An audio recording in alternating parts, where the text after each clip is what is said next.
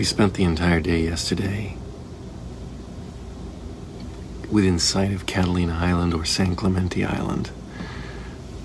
And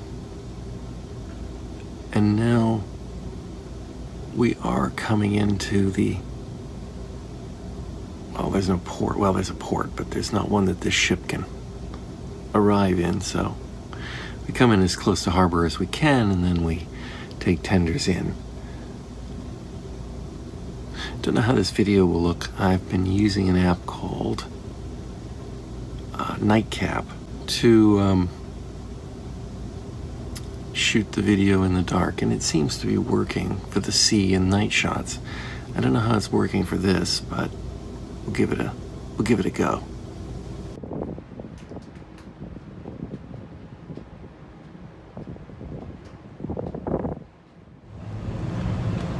I'm out on the deck as we're coming into town. I'm just outside the food eating areas. They're getting ready for breakfast, which is a good time to be ready for breakfast.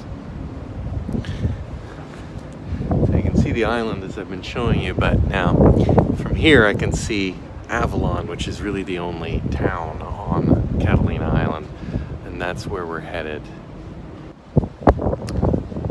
Saw one dolphin in the water. Didn't get any video. James saw one day before yesterday. Time is losing meaning. And no video then either. Just one pop-up appearance and then no second.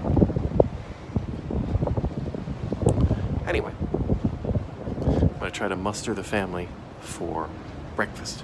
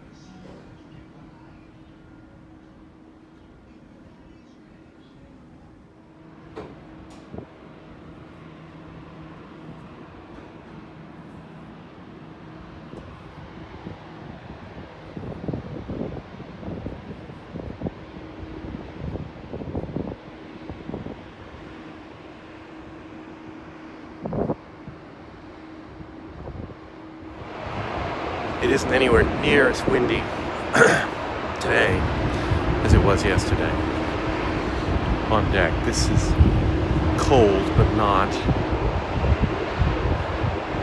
stunningly windy. So I guess things are better.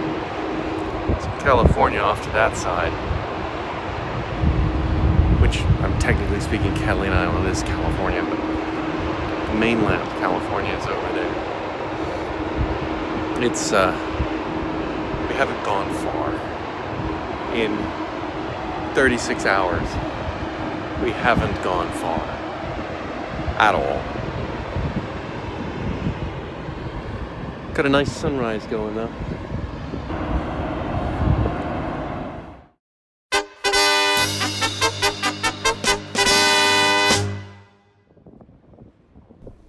So I'm recording this narration to let you know what this is a ship. Here we're at the aft of the ship, and I'm just going to take a walk through of some of the decks. Not all of them. It's going to be pretty tedious, but this is for Lloyd, who felt I should show more of the ship. So this is where you eat outside, and a couple of cuts, but for the most part I'll let it run. We're now walking into basically the Lido Decks buffet eating area. This is the pizza guy. Well, the guy's not there, but that's the pizza bar, and that's open 24/7. That's the only restaurant on the ship that's open 24/7, and he's a lifesaver.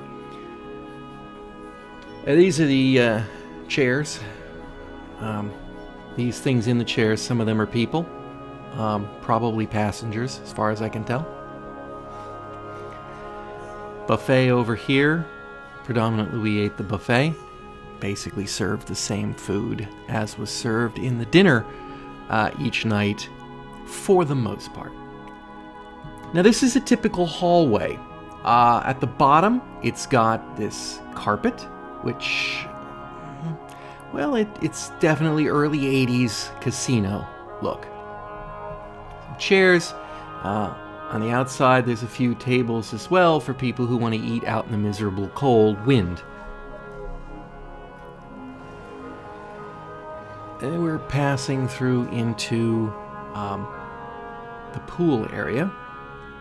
There's also 2 restaurants out here. There's the Blue Iguana, which is to my right. We'll turn around and look at it in a second. And then further to my right is Guy Fieri's hamburger place. Both of which are only open during certain hours of the day. And you can eat out here, once again, if you have some sort of masochistic streak.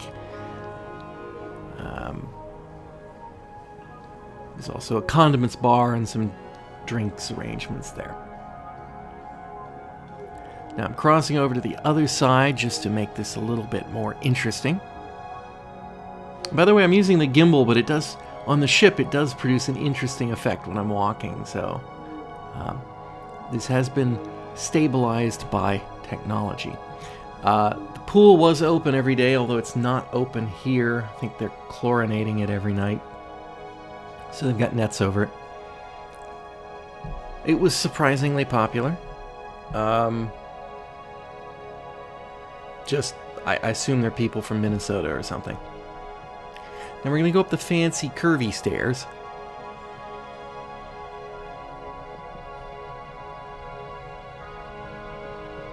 Also, since I'm here, we'll, just for the benefit of Lloyd, this is exclusively for you, Lloyd, got some feedback, said didn't see enough of what we did on our first day of the cruise.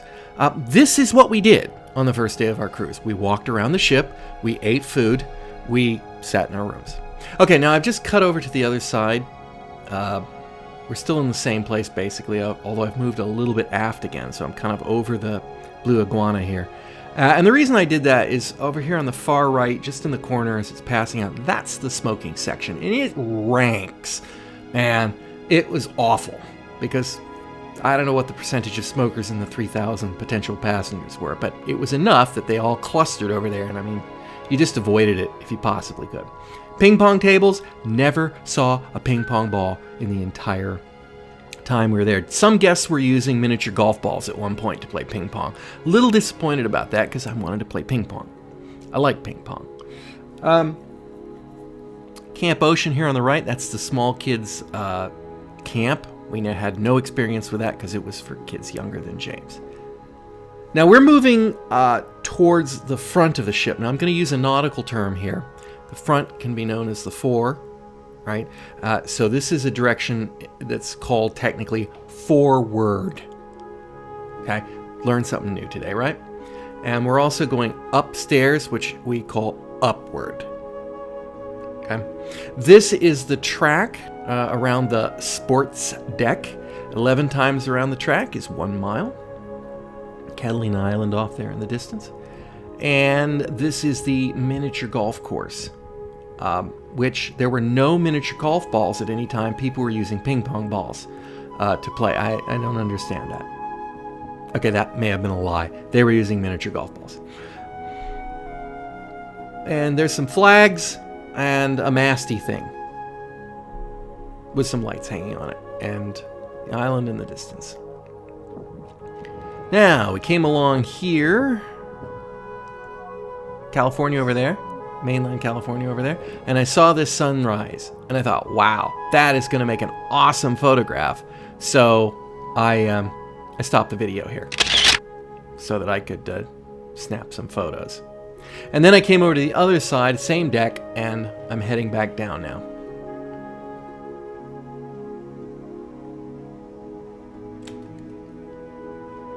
This is called the Grand Atrium. It's basically wasted space in the middle of the ship with garish lights. And it has some glass elevators so that you can, in fact, move up and down and get this sort of up and down effect with the garish lights. So we'll do that so you can see this.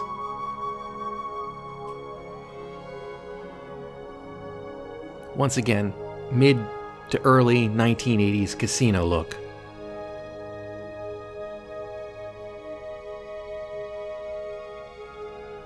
Now, the deck we're going to is the bottom one here. The one above it and the one above that are the interesting decks. We're not going to tour those.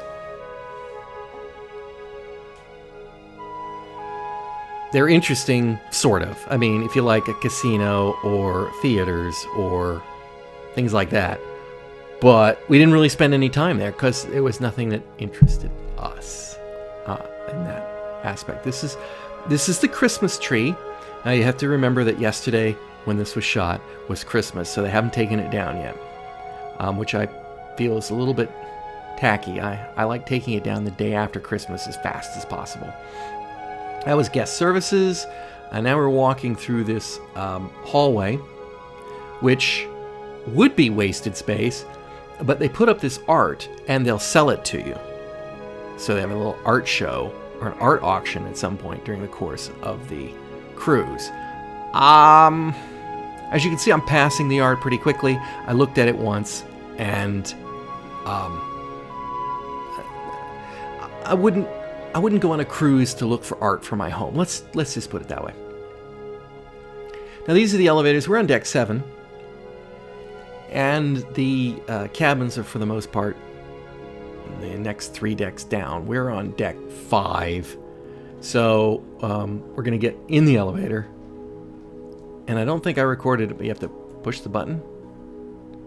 Like there's numbered buttons for the decks, and you pick the one you want, and then it magically takes you there.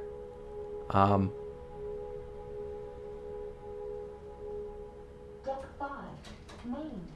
Quite quick, I have to say. They were very quick.